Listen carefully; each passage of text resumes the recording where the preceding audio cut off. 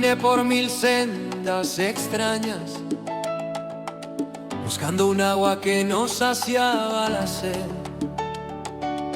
Sentía un eco en mis propias entrañas, una chispa encendida que no lograba ver.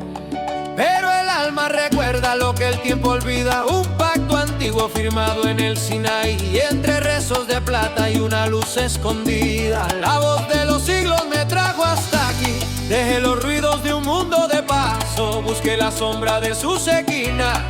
En el cajal me abrieron sus brazos, con la dulzura que da la verdad. Al fin encontré la verdad. Emet es su nombre, su ley es bondad.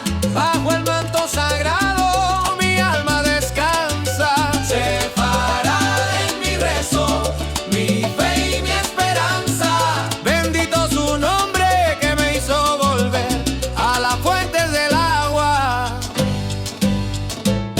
a mi nuevo nacer. Escucho el ladino que suena a memoria, el aroma canela del kidus triunfal. Leo al Rambam y entiendo mi historia, un hilo de oro en el gran delantal. Pongo los tefilín con temor y alegría, ajusto mi vida al compás del Shulhan. La Torah es el sol que ilumina mi guía, los sabios mi norte, mi vino y mi pan. En la mikve las aguas borraron la duda, mi nombre es nuevo, mi esencia es real. Como un hijo que vuelve, la fe no se muda, mi herencia es eterna, mi amor es vital. Shema Israel, grito fuerte al viento, haceme Elohenu, haceme Ha.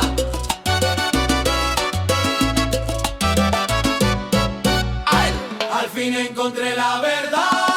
Emet es su nombre, su ley es bondad.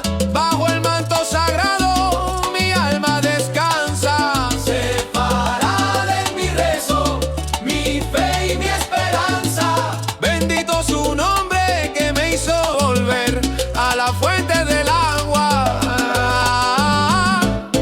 a mi nuevo nacer. Ya no soy extranjero, ya estoy en mi hogar, siguiendo la senda de la mesora. Con mis hermanos me pongo a cantar.